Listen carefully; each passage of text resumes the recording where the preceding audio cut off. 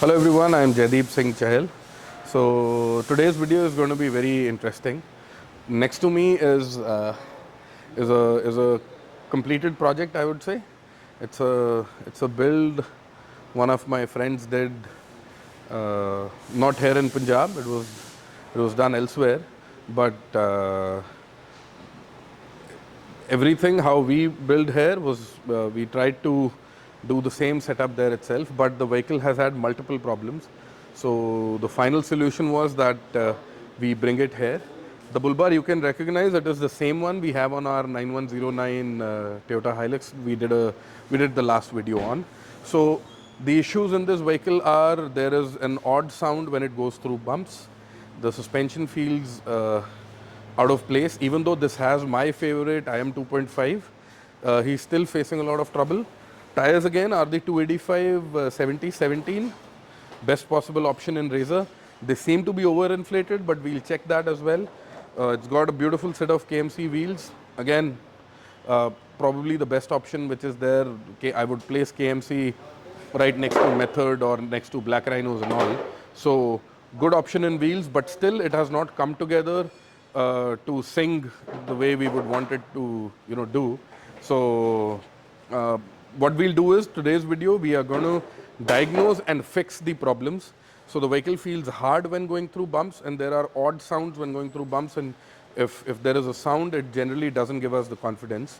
So we've checked it once, and there are multiple issues with the installation of rather everything. That's why it is always advisable to have an engineered build rather than something where stuff has just been put together. So what we'll do is we'll quickly start the vehicle. I think this mic should pick up the sounds. Start kariyo. So I think I'm not sure if the mic has picked it up. अब फिर से करना एक बार.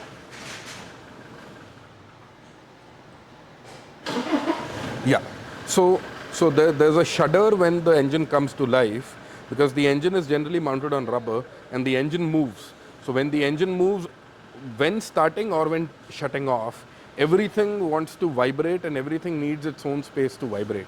So the first sound that is there is it has an aftermarket replica snorkel. The first sound is of a loose airbox. We'll get to that later on because that's a minor fix. The major thing is what we need to understand, this is a ladder frame vehicle. So ladder frame, there are two H sections, or I would say two, there's a metal chassis on which our shell is placed. So in these vehicles, how it works is the engine is housed on the chassis, and the front bull bar or the front bumper, like a metal bull bar, is placed on the chassis again. This is not placed on the same setup where this is, as in this is bolted onto the chassis as well, this is bolted onto the chassis as well.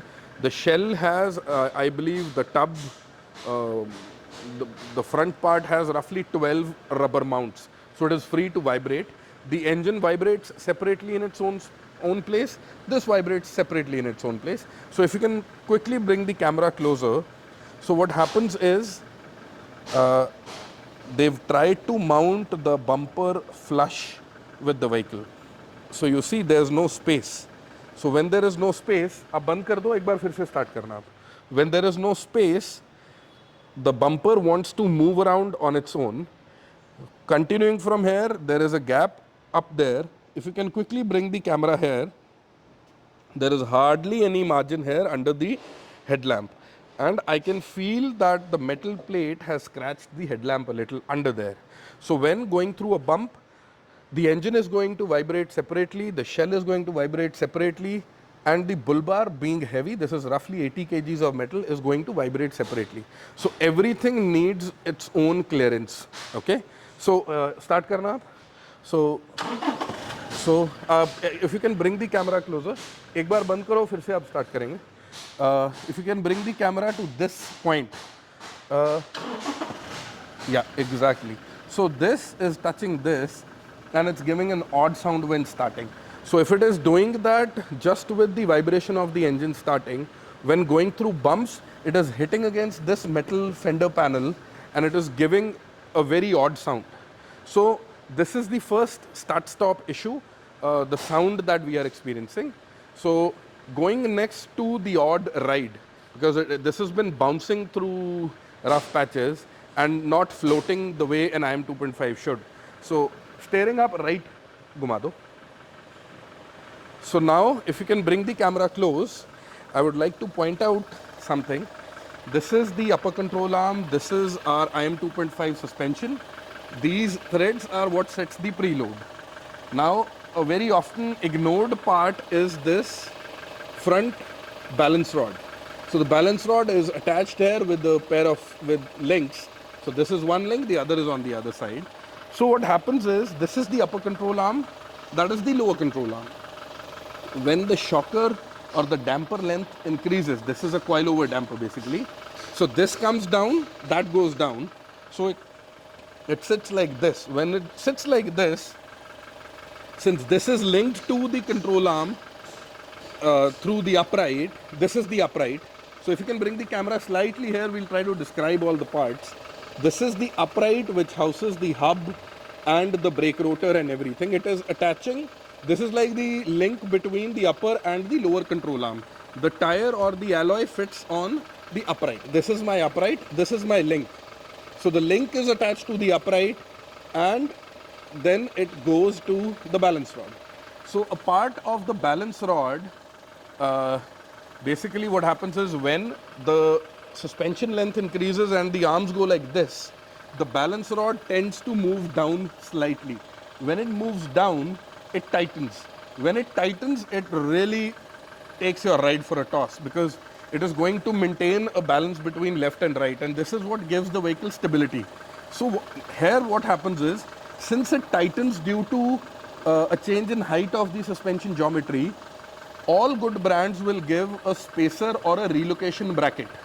So the spacer or relocation bracket is, what it does is, it relaxes how the balance rod sits.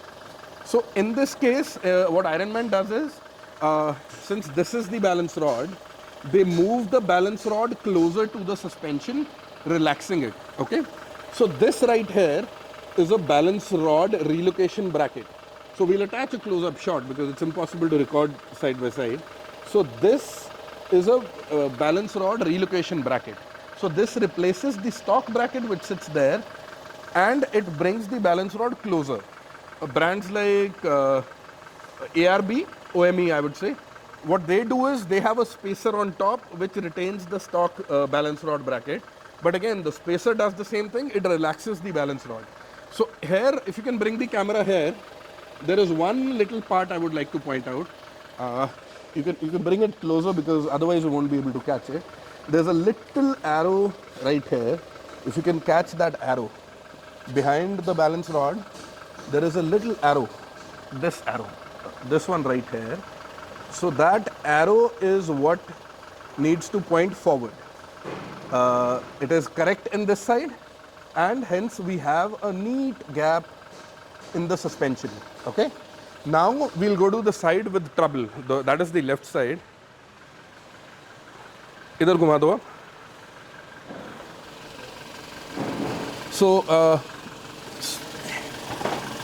So here when we look at the balance rod, it is almost touching the suspension, and this is our culprit. This is what is giving all the noise, and this is what is,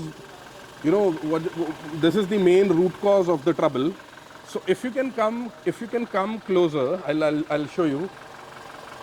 The relocation bracket on this side is placed the wrong way. This arrow, the installation manual carries an instruction which says that this arrow is supposed to point forward. So this arrow here is pointing backwards. So instead of relaxing the balance rod, it is tightening it. So the balance rod, which is supposed to sit like this, is currently sitting like this. So what it is doing is, it is pushing it in, and it has gone next to the suspension.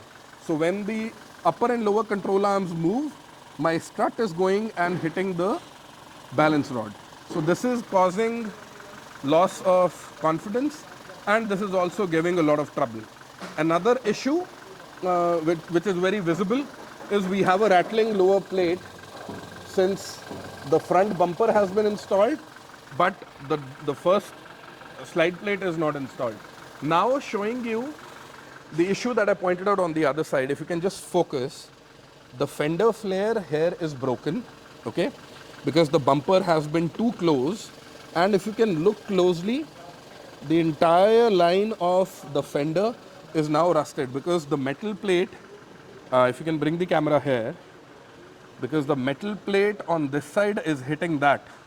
So it needs a decent clearance. That's why what we do is we make clearance and we put a rubber strip on top so that it doesn't look like there's a big gap, but there is enough cushion. So this has been hitting this has started rusting. It's a clear sign that the bull bar has been hitting our fender and has been giving all sorts of vibrating sounds and noises. So now what we'll do is we are going to calculate the free travel for the vehicle. We'll get to that later and I'll share that with you. So now we are starting step one with fixing. First we'll check the free travel, see if this is, I'll explain what free travel is. We'll fix the orientation of the relocation bracket. Then we'll take the vehicle for a try and then we'll see what it does. Thank you. So now we are starting with the front free travel measurement. I'll quickly explain what free travel does. So free travel is the amount of space that is available for the piston in the shock to move up and down. If that range is compromised any which ways, it is not going to perform the way it is supposed to. Less free travel, you'll feel the front very tight. Excess free travel, it's not doing anything for you. Ironman suggests a minimum free travel of 65 mm. The healthy free travel is 70 mm. So how do we measure the free travel? A lot of people who have issues in their suspensions, be it any brand, free travel applies to all brands. Different brands might have a different free travel, but for Hilux and its geometry, 70 mm of free travel is very, very healthy. You can even measure that on a stock vehicle. It will be around 70 mm or more maybe. So what is happening here is we'll measure the free travel now. For free travel, the vehicle has to be parked like this. The steering has to be straight. The lower ring of your wheel, your measuring tape must go under that, and you measure it in a straight line next to your fender. So this, we are getting a reading of 785, which we've written. So it is going to be marked and written on the fender. So it's a safe practice to always mark your free travel. We've got a almost next to dead air pressure gauge. If it works, I'll try to show you. Otherwise, what we've done is we've measured the tire pressure. This one is at 33, which is very high. The other side, let's go to the other side. Here also, we've taken the measurement at rest. So that has again come out to be exact 785 mm. And we've already checked the tire pressure. Firstly, the tire pressure in left and right is not the same. These tires have a very, very high load rating. Even a pound or 2 pounds of pressure difference in left and right is going to compromise your ride. So do not trust the gauges at filling station. Always invest in your own pressure gauge. So now it's working and wants to work now. So we'll quickly check the pressure. So this is 29. Since it's working, we'll use the opportunity and measure the other side as well. Yeah, so 33 now. So 4 pounds of pressure, that is a lot of difference. So the ideal pressure with a bull bar in front of this tire, of this setup, we are going to keep it around 27, 28, not more than that. So we'll equate the tire pressure and then we'll proceed to the next step of free travel measurement. So this is the resting position. This is the normal position for the suspension, which is measured at 785. Next, what we'll do is we are putting it on the 2-post lift and we'll lift the vehicle in air. That will suspend the complete suspension freely. That is going to give us our second value for the free travel. That again is going to be measured from here to the full extension. That value minus the rest value in mm is going to give our free travel. So we are going to match the tire pressure left and right. We are making 28 in both, and we are going to match check the free travel. Thank you.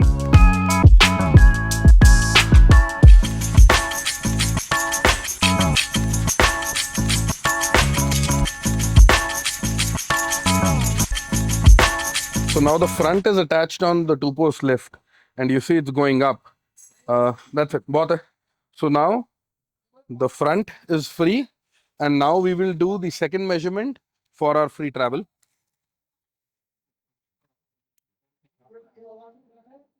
So we were at 785, and now it is coming out to be 850. Okay. So that's like 75, 78 mm. So the front has come down quite a bit. We'll write that down and we'll reverse calculate. Pencil them.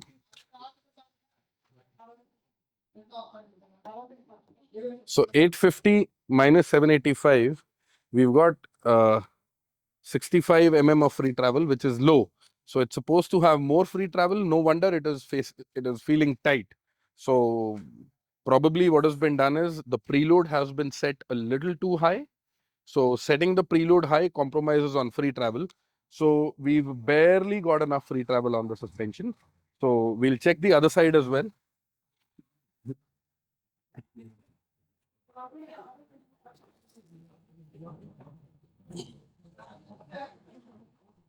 Pretty much the same.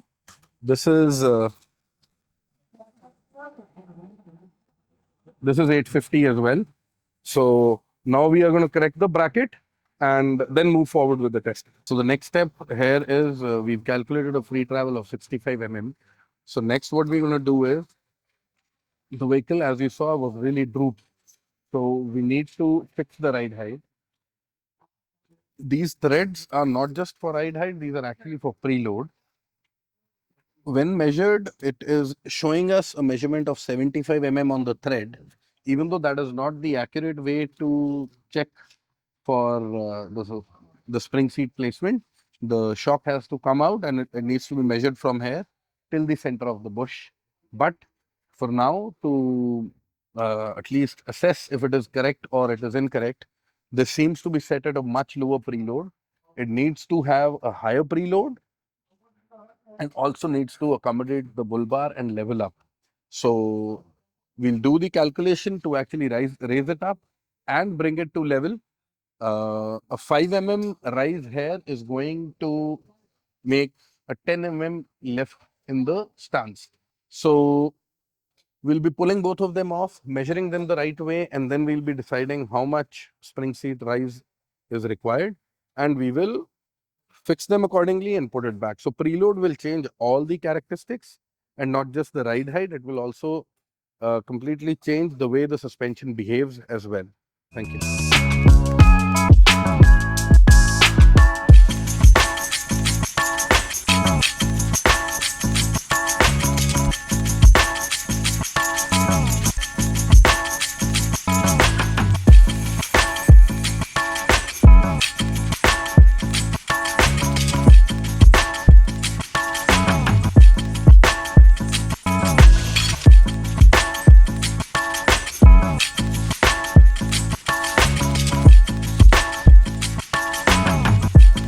So this is day 2.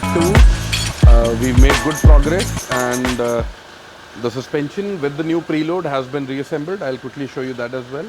That has gone back on the truck and as you can see, the stance has come out really nice. So we'll do a quick measurement.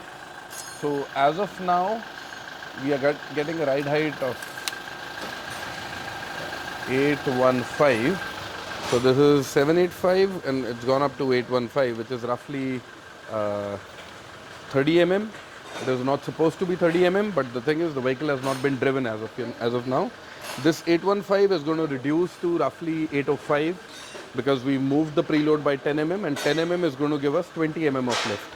So this is going to settle as we take it out for a spin, but the stance has been corrected. Even after settling, it will come out very well. Work is in progress for adjusting the front bumper. As you can see, if you can bring the camera slightly closer, we've got a neat margin everywhere now. So that is enough space for the bumper to vibrate.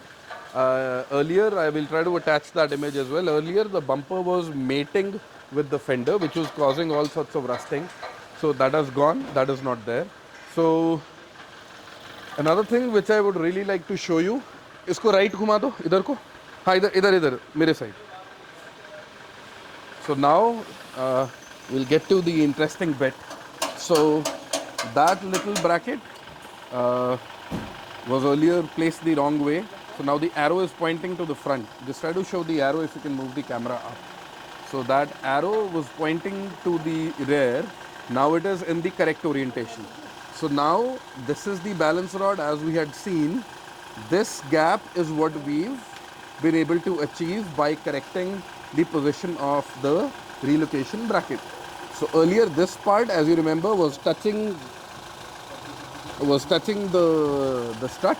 So now we've got a decent clearance and there is enough space for the balance rod to move up and down and the strut to stay in its own position. So the banging, knocking noises and the odd feel of drive, because when two parts which are supposed to move freely to give you comfort, they start hitting each other, that restricts the range of motion, and of course it gives you a very odd ride. So we've not driven it as of now, but I'm very confident once we take it out for a spin, it is going to run very, very well. And we're also planning on putting rubber piping on this area, just how we have the door seal or the one we use in the tailgate seal kit. We'll run that along the length of the bumper so that it closes this gap and gives it a very flush fit. So that way your bumper will look as if it is touching the body of the vehicle, but it actually has a lot of cushioning and space to bounce around as well. So what we'll do is we'll do a second measurement of the actual ride height once we've driven and it settles. The reason I took this measurement was that I wanted to show you that when stationary, after installation, the height is different. Even 500 meters of movement and it is going to drop down. So we'll do a third measurement here and that will give us clarity as to what has changed. And after that, compared to the third measurement, we will do a free travel measurement, because only once we have the final size we can measure it. So that's about it. We'll take it for a spin once the bumper is adjusted and then we'll see. एक बार बंद कर दो. Yeah, if you can bring the camera close, I would want you to keep it focused on this part. We'll start the vehicle and you will see that the bumper vibrates, but it doesn't touch the metal bit. एक बार start कर दो इसको. So you see it bounces, it jumps, but it doesn't touch it. So that is the exact clearance I was talking about. It is always in mm's. You don't need a whole lot of space. But if it is not there, it can really create some very annoying noises, which can, which will sound like something major is wrong with the vehicle. So I think all of these little things put together, sum up into a good ownership experience. So we'll cover the rest later. Thank you.